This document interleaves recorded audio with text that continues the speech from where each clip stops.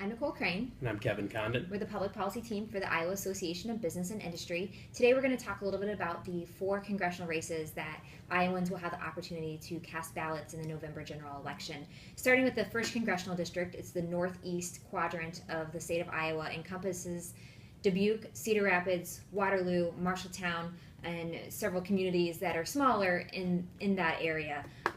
The 1st congressional district is currently occupied by Congressman Bruce Braley. He is now running for United States Senate, and so there was a competitive primary in both the Republican and Democrat Party to decide who would go against each other in November.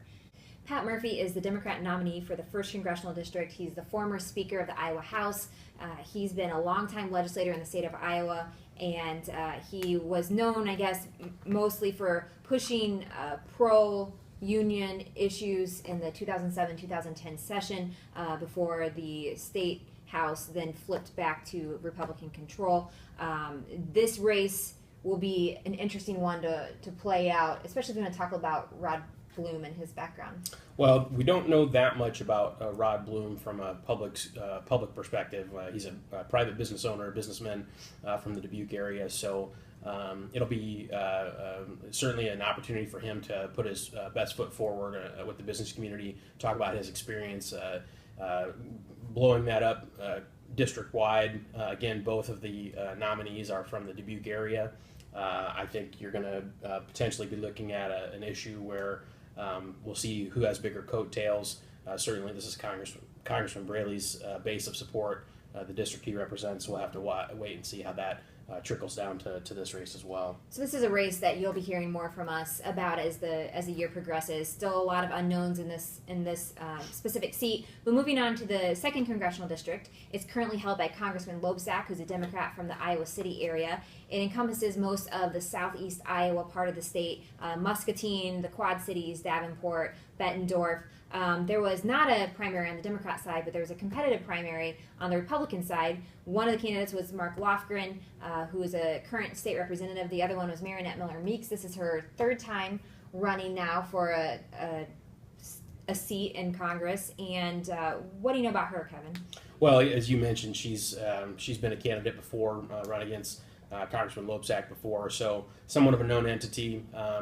Doesn't have a voting record necessarily, but certainly is someone we're going to probably see go back to the issue statements that she's made in the past. She does have some previous experience in the Branstad administration in the Department of Public Health, so I would expect her to focus probably on the healthcare issue.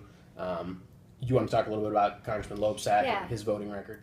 Congressman Loebsack was elected in 2006, and since the time that he was first elected until now in 2014, he has definitely went from maybe one end to more of a moderate congressional representative for the state of Iowa. When ABI flew out there last fall, we had a very good meeting with Congressman Loebsack. Not talking about a lot of issues, but he really does a lot of constituent outreach. And I think this race is one right now I would say leans Democrat. We'll see what the next couple of months will bring.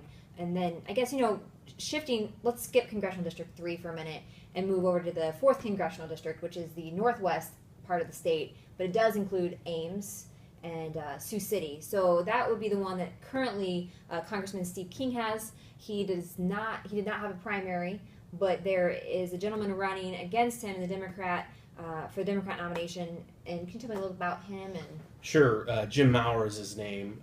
Veteran, just came back to Iowa from the Obama administration, working at the Department of Defense.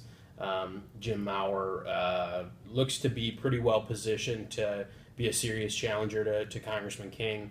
Has been raising some pretty substantial money to challenge Congressman King. King got somewhat of a late start, I think, in the fundraising, but I still believe that he has just a little bit more cash on hand than Mr. Maurer does. But again, the seat is tilted registration-wise heavily in favor of Congressman King, and I don't know, Nicole, if you want to speak to that as far as his track record and. Yeah, Congressman King has been made a name for himself in Washington. He's been known as very outspoken on issues such as immigration. I think it's one district that the Democrats each year take a shot at try to make some gains. Last year, the Democrats had a great candidate with Christy Vilsack. Again, the 4th Congressional District is very conservative, and I think right now, like Congressman Loebsack in the 2nd District is tilted to the Democrats, I think that the 4th District still seems to be tilted to the Republicans, and right now it seems that Congressional District 2 and 4 are probably the least competitive of the 4 districts. The most competitive one, and the one that most of us in Central Iowa have heard about, is the 3rd Congressional District, and that's essentially Polk County in the Des Moines area, and then stretches down south and west to Council Bluffs. So those are really the 2 population centers in that district. What do you think is going to happen in the 3rd Congressional District with the Republican folks? Well, initially we didn't think this seat was going to be in play until the late retirement announcement from Congressman Latham, who's been a significant friend of the business community while, during his time in office, spanning back to the early 90s. Again, that kind of threw up the jump ball. Really, the surprise here happened probably before the primary, in that on the Democrat side you had Stacey Apple, kind of clear the field, if you will, and was announced before Congressman Latham announced his retirement. And the fact that she remained the only candidate was really a surprise on the Democrat side. On the Republican side, there really wasn't many surprises from a standpoint of conventional wisdom leading into it, was that this would end up in a convention scenario. That's exactly what happened, and I think you're going to start to see a pretty intense campaign for the next few weeks to get out to those convention representatives, the party faithful, if you will, on the Republican side. And Nicole, I don't know if you want to talk about what the odds are for each one of those folks on the Republican side.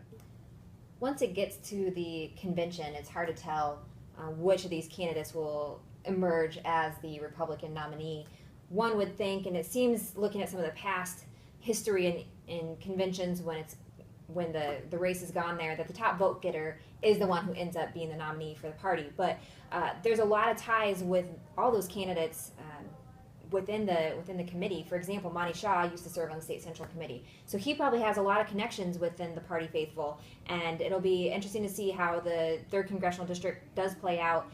And I think we will know June 21st, I think, is the day of the primary. It's held in Creston, Iowa, which is also a very small southwest Iowa town, a conservative part of the district. So I think this one is still very much up in the air, but I do know that all the candidates are calling the Central Committee members and asking for their vote.